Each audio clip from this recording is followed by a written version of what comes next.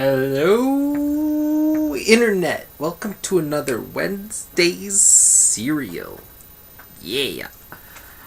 This time, no hat, all FRO, and I've also worked it out so that not only are we moving publisher by publisher, we're also going through alphabetically simultaneously.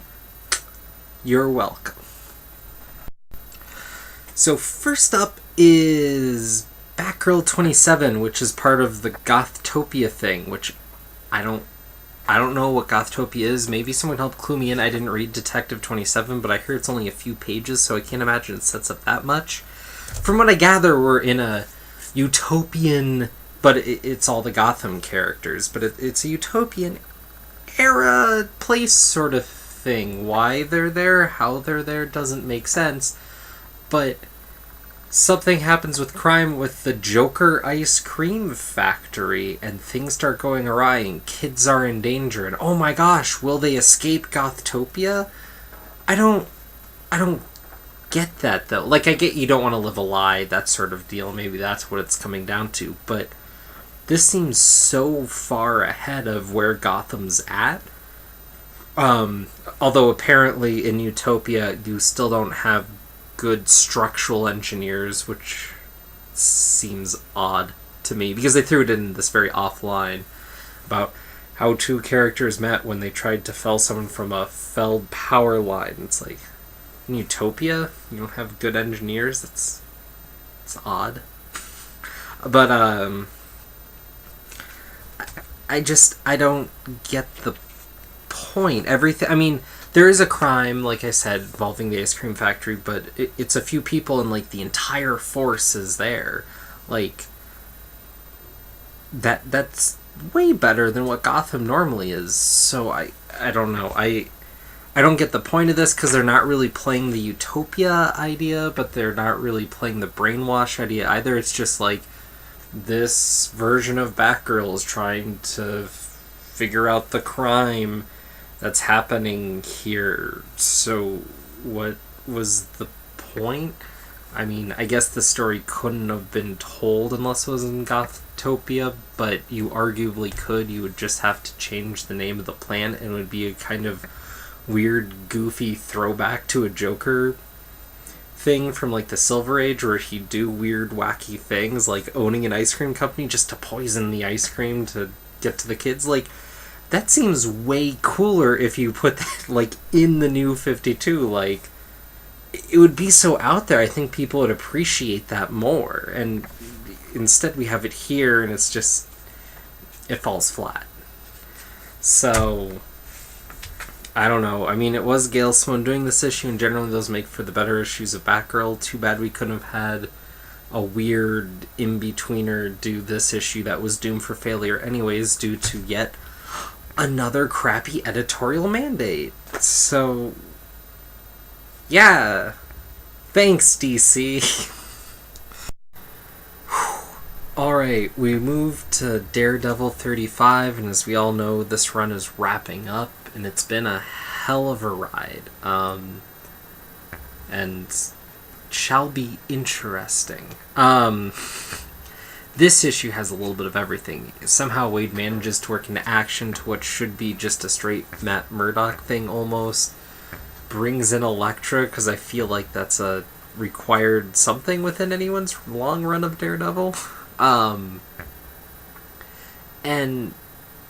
wow, the twists and turns. There's no way to really talk about this book without really spoiling much in it, especially since so much of this is a weave-in from the last chunk of things we've seen to what's ultimately really going to be this finale for the run.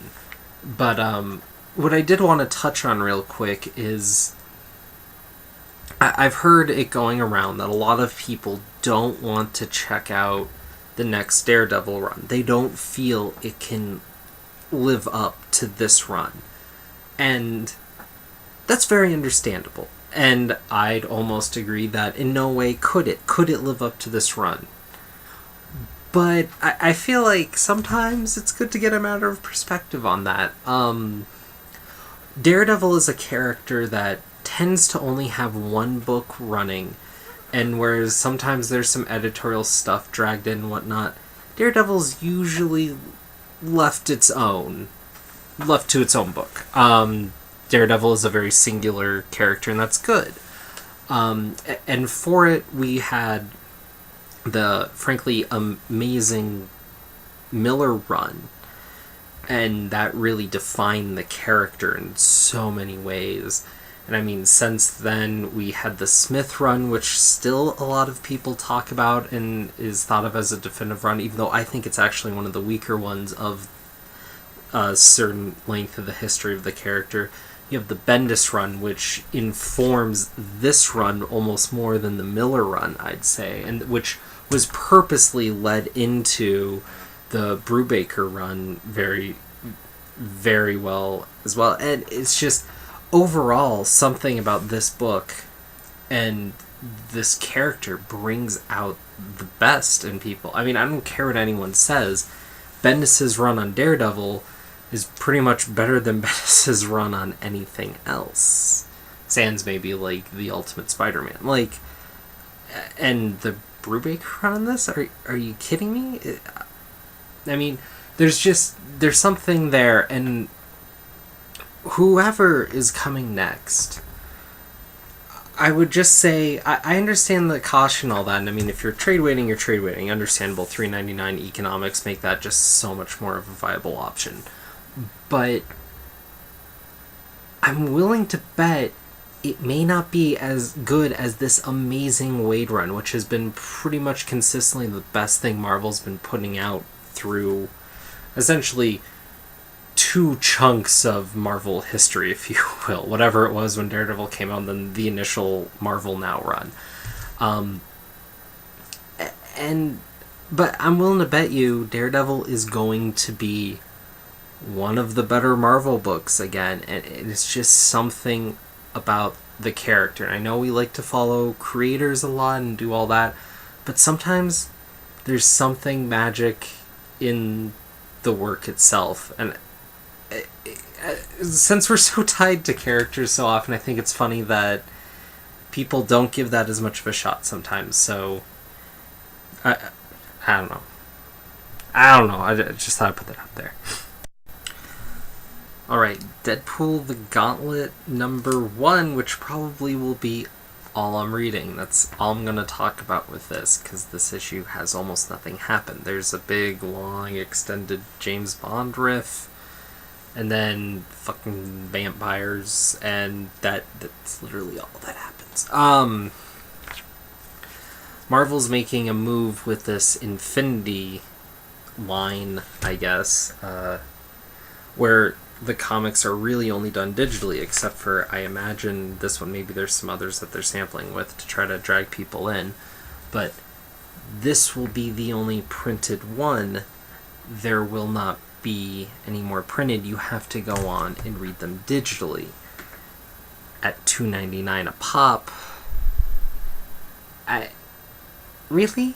I mean, I guess if they're all printed as trades or something later, I wouldn't mind too much. But they're saying that these issues are going to have, ramifications in the main series we're reading. It's not just like an offshoot miniseries or anything.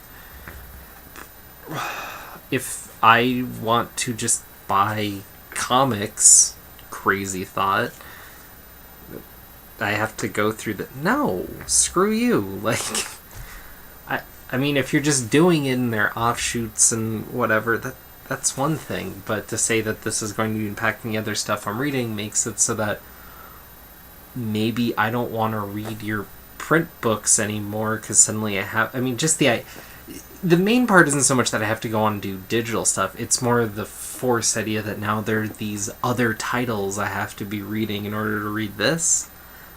I don't... Or the other Deadpool. I just...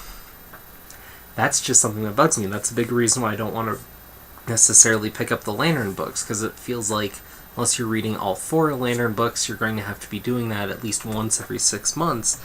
And then, you might as well be buying them all anyways. And I just... I just want to, pick up a book a month for the character and read a story. I don't think I'm asking for too much there. I just want to enjoy some comics. I don't want to feel like I have to be roped into 5 things to enjoy the story. It's ridiculous.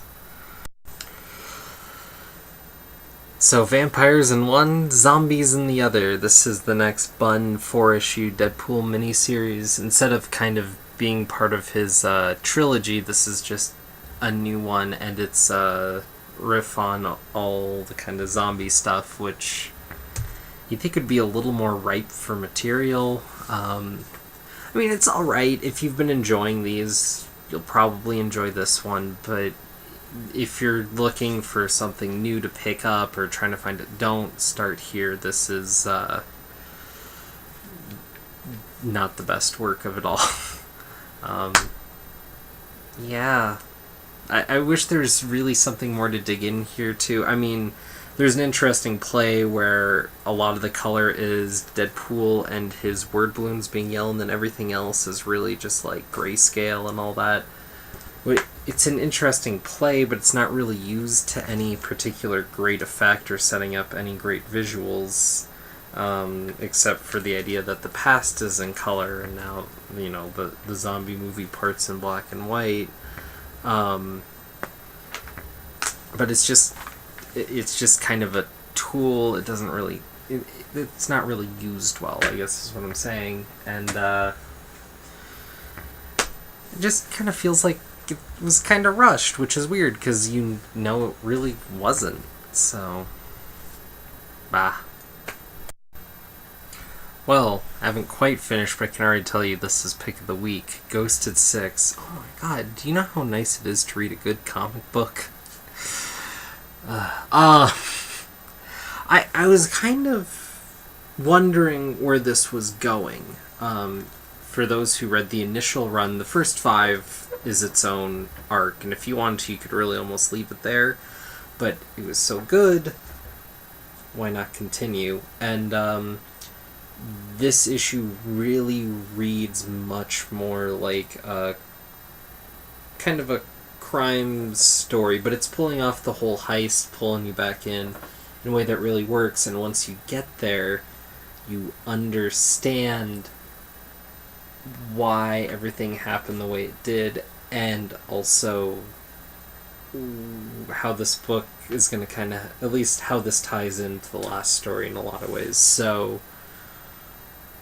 I'm curious to see how this goes, and I'm really curious to see if more characters are brought back from the first run, or if we're just really going to do a new run, because we're kind of playing some of the same ground, but you can already tell it's going to be way different, so I'm really curious to see what's next, but I'm also very satisfied with what this issue did once I finished it. If I hadn't finished the issue and just threw it down, I would... You gotta finish your issues, right? It was just... This had twists and turns just in a few pages here, and man, if it takes a little extra time for something like this to come out, great, because I'd rather be reading comics like this than rush stuff that I'm getting on the other end of the street. Rat Queens, this is the last one I'm gonna read. I get it. It's for someone else. I see where it's supposed to be funny, and I see why it would be funny. It just doesn't ring with me. I've never been into the whole D&D thing, and it's very much for those people, and also, female protagonists, woo. It's not really even a bad book, and I'm glad that it's fantasy, and it's something else, and it's something different. But part of getting more scope and more variety in our comics, which has been happening these last few years, which again is great, is that I think because I've been such a fan of where comics were, really, I'm going to like a smaller percent of what's out there. And I never really thought of it before, because I tended to like more fringe stuff, but in order for it to be fringe before, it generally had to be pretty rock solid. Otherwise, it wasn't going to get published. And so here we are now, and we're starting to see stuff, and it's appealing to different people, and it doesn't have to be necessarily of a Vertigo-esque caliber, which again, I think is a good thing. Of course, you want the Vertigo-esque caliber books out there. Of course, you want the great stuff, but more B material, I guess, or just more just fun books for different people. It's just going to be some more different strokes. And I guess, oddly, I'm going to be the old fuddy-duddy and be reading more, I guess, white guy superhero comics. Not that that's necessarily what I want to put myself to, but I guess that's more of what I gravitate to, and that's slightly depressing, I guess. So, yes, I'm sorry this has not been a great week for reviews because I feel like I've had a fairly bad run of comics this week, and I'm trying not to be that guy that's just crapping on stuff. I tend to want to find more and find better and find different things about my comics, but sometimes stuff like this happens, I guess, and I'm hoping that get more of the good stuff, you know? So here's to better comics in the future and a more uplifting 2014.